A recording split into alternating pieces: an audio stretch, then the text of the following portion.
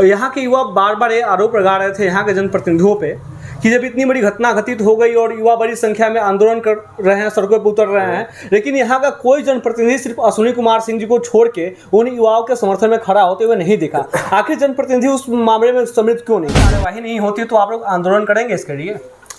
अगर कार्रवाई नहीं होती है तो ये माननीय मुख्यमंत्री योगी जी के सरकार में कोई भी दोषी बच नहीं पाया है जी। और ऐसी कोई संभावना नहीं है। और जाहिर सी बात है कि मुख्यमंत्री जी इन चीज़ों में बिल्कुल भी लापरवाही को बर्दाश्त नहीं करते हैं, तो ऐसा प्रश्न नहीं उठता है कि उस पर कार्रवाई। पीएचसी की एक अपनी क्षमता पीएचसी से बड़ी होती है, तो सीएचसी यहाँ लगभग जो बनी हुई थी जसोई में, सबको पता है वो सफेद हाथी का काम कर रही थी।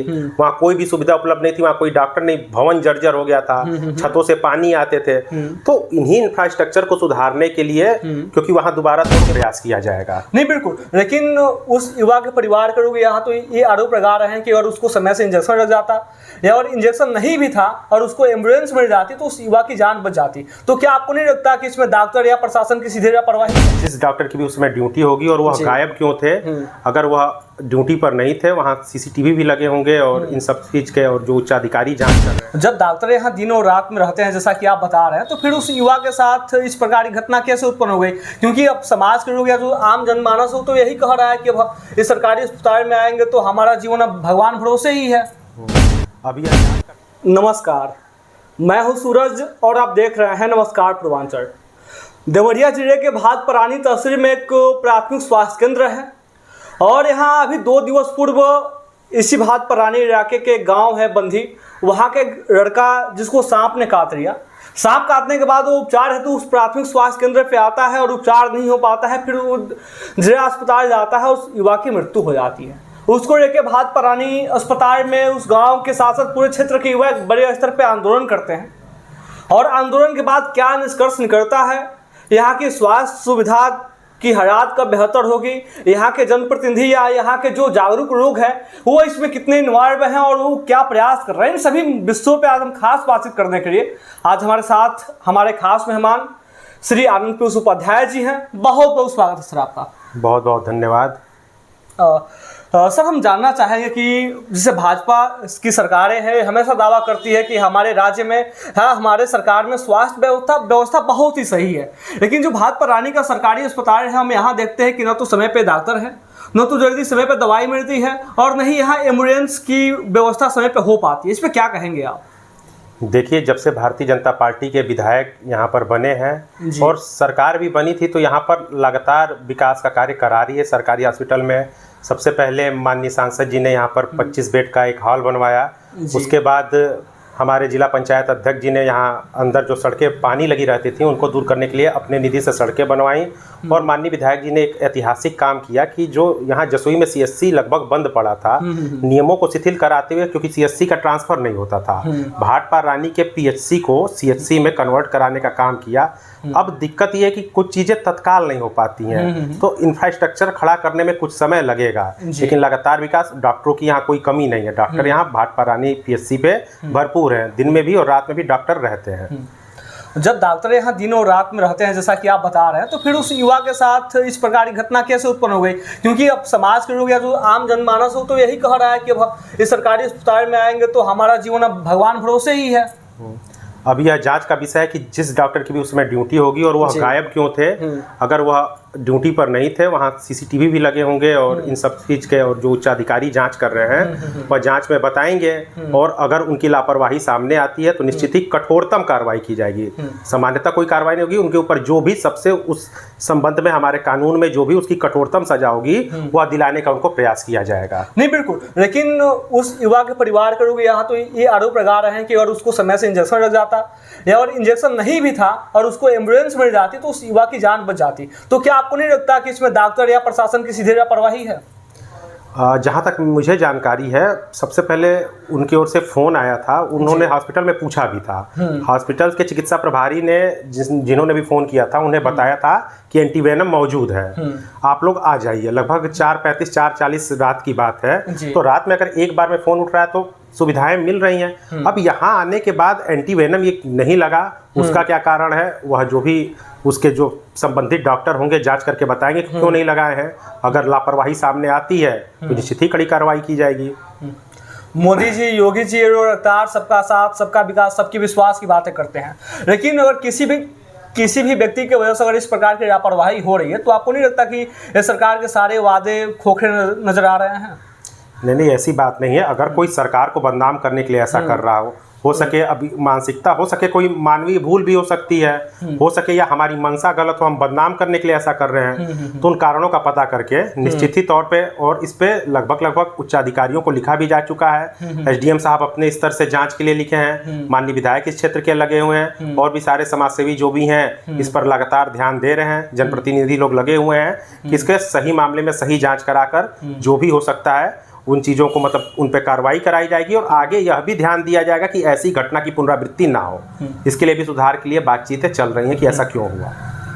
नहीं, एक तो सरकार दावा करती है कि हम स्वास्थ्य सुविधाओं पे करोड़ों रुपए लगातार खर्च कर रहे हैं, तो अब जब यहाँ कमियां हैं और जब कमी सबको नजर, स्वाभाविक सी बात आ रही है, अगर यहाँ के जो जनप्रतिनिधि हैं वो इन सब चीज़ों से तो वाकिफ तो जरूर हैं, तो उनको तो प्रयास पहले भी तो करना चाहिए था, उनको तो देखना चाहिए था ना कि ये सब जो सुविधाएं हैं कैसे और बेहतर हो सकती हैं। नहीं, प्रयास किया जा रहा। उसी प्रयास के ही क्रम में तो यहाँ पीएचसी का एक अपनी क्षमता है, सीएचसी की एक अपनी क्षमता पीएचसी से बड़ी होती है।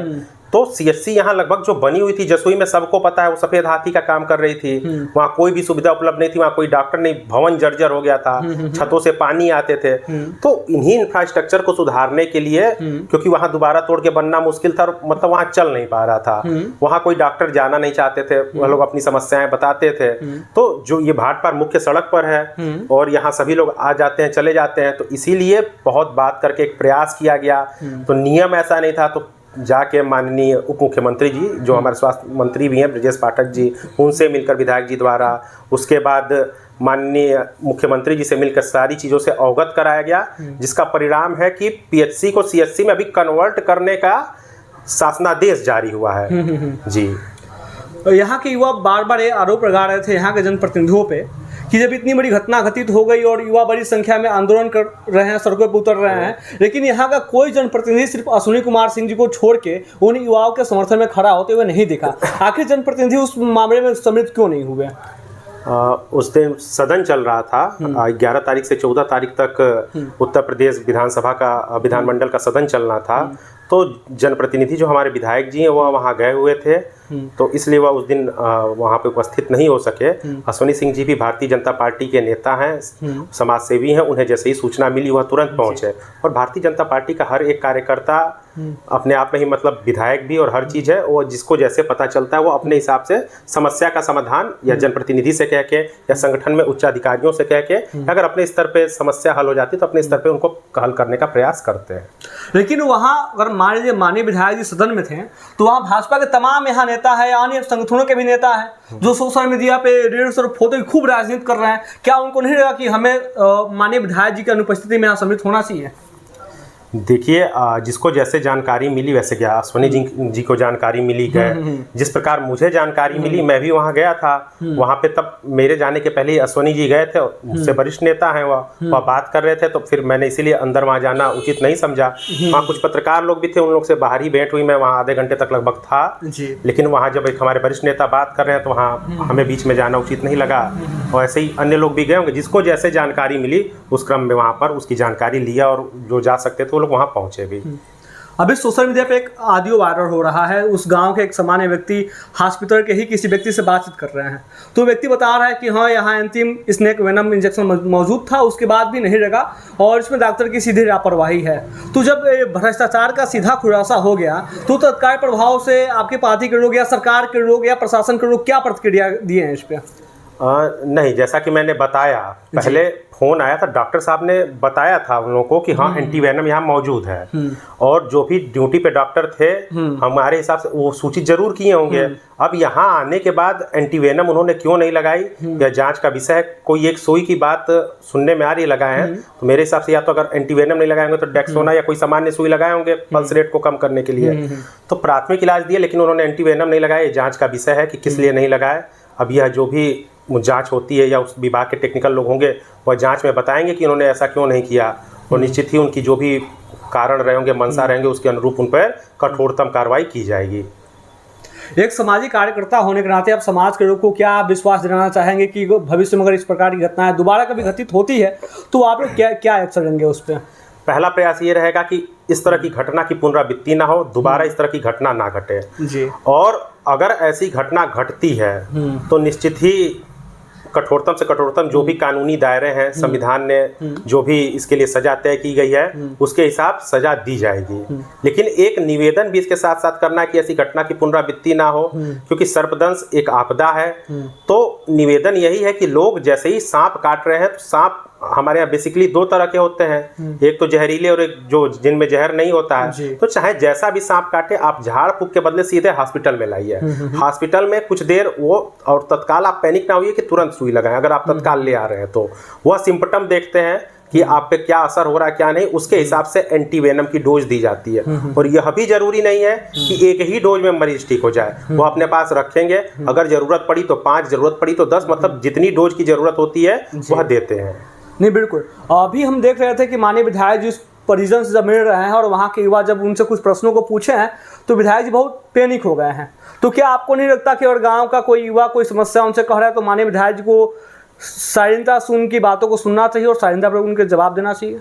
नहीं, वो वीडियो के केवल एक हिस्से को काट कर दिखाया गया है जी। माननीय विधायक जी बार बार मतलब उस चीज़ों को पूरी शालीनता से बता रहे थे, लेकिन अब बीच बीच में एक ही चीज़ जब बार बार आती है तो कभी कभी आदमी दुखी रहता है और भावावेश में आके कुछ मतलब बोल देता है।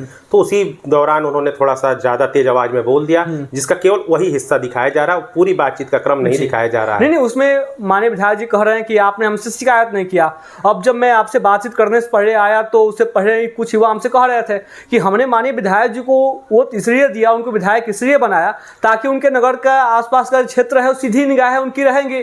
अब माननीय विधायक से अगर शिकायत किया जाएगा क्या तभी उस मामले को संज्ञान में लेंगे? बिना शिकायत किए क्या उन मामलों को संज्ञान में नहीं लेंगे? नहीं, ऐसा नहीं है। बिना शिकायत किए भी, जैसे देखिए अब बहुत बड़ा क्षेत्र होता है, हमें हर चीज पता नहीं चल पाती है, हम त्रिकालदर्शी तो है नहीं। तो जो हमारे सामने हमें समस्या समझ में आती है उसका समाधान हम करेंगे, और कई समस्या ऐसी होती है जो हमें पता नहीं चलती है। तो इसीलिए कई लेवल ग्राम प्रधान बनाए गए हैं, जिला पंचायत सदस्य बनाए गए हैं कि जहाँ कोई हमसे अगर बची रह जा रही, मेरी निगाहों से बची रह जा रही है, तो बिना जन भागीदारी के सारी समस्याएं दूर नहीं होंगी। आप हमें बताएंगे, हम उन समस्याओं को तभी ना दूर कर पाएंगे।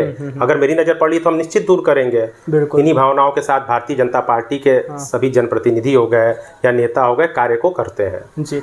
अभी हमने आज सोशल मीडिया पर देखा सुबह सुबह कि माननीय विधायक जी एक पत्र अपने सोशल मीडिया के माध्यम से साझा किए हैं, जिसपे यह दिखाया जा रहा है कि उप जिलाधिकारी के संज्ञान में मामला आया और उन्होंने जिलाधिकारी के इस पत्र को भेजा है।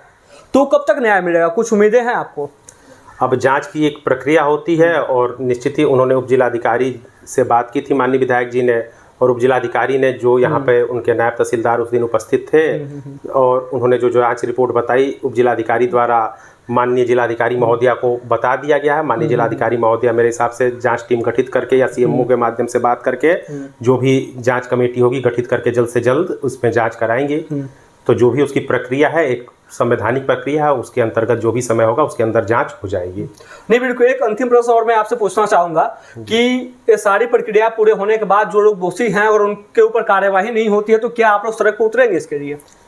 देखिए, माननीय मुख्यमंत्री योगी जी के सरकार में कोई भी दोषी बच नहीं पाया है जी। और ऐसी कोई संभावना नहीं है। और जाहिर सी बात है कि मुख्यमंत्री जी इन चीज़ों में बिल्कुल भी लापरवाही को बर्दाश्त नहीं करते हैं। तो ऐसा प्रश्न नहीं उठता है कि उस पर कार्रवाई नहीं होगी। नहीं, मेरा अंतिम प्रश्न यही है कि क्या अगर कार्यवाही नहीं होती तो आप लोग आंदोलन करेंगे इसके लिए? अगर कार्रवाई नहीं होती है तो बिल्कुल, लेकिन ऐसी कोई नौबत ही नहीं आएगी और निश्चित ही आप देखिएगा दोषी जो भी पाए जाएंगे उन पर कड़ी से कड़ी कार्रवाई होगी। और अगर कार्रवाई नहीं होती है तो लोकतांत्रिक यह एक प्रक्रिया है, निश्चित ही लोग सड़क पर उतरते हैं कि हमारी बात मानी जाए। तो अगर ऐसी कंडीशन आती है और कोई अगर गुमराह कर रहा होगा, किसी बड़े जनप्रतिनिधि या इन चीज़ों को अधिकारी गलत कर रहे होंगे, तो माननीय न्यायालय या सड़क जो भी सहारा होगा निश्चित ही किया जाएगा। बिल्कुल। बहुत बहुत धन्यवाद सर आज अपना महत्वपूर्ण समय देने के लिए। आप देख रहे थे नमस्कार पूर्वांचल और हमारे साथ भारतीय जनता पार्टी भात प्राणी के मंडल उपाध्यक्ष श्री आनंद पुष्प उपाध्याय जी थे, जिनसे आज मैंने खास बातचीत किया और भात प्राणी प्राथमिक स्वास्थ्य केंद्र को लेके मंडल महामंत्री अभी वर्तमान में मंडल महामंत्री का दायित्व भी है इनके पास। मैं इनसे खास बातचीत जब कर रहा था तो इन्होंने बताया कि भात परानी का जो प्राथमिक स्वास्थ्य केंद्र है, यहाँ जो समस्याएं उत्पन्न हो रही है, इन समस्याओं का समाधान कैसे होगा और सरकार या प्रशासन के लोग कैसे प्रयास करें, इन सब चीज़ों को आपने इस वीडियोज़ के माध्यम से देखा। और आप हमसे इससे जुड़े रहिए और मैं इस घटना की पूरी जानकारी क्या हो सकती है आने वाले समय पे आपको अपडेट कराता रहूँगा। आप सभी ने पूरे वीडियोज़ को देखा, इसके लिए आप सभी का बहुत बहुत धन्यवाद।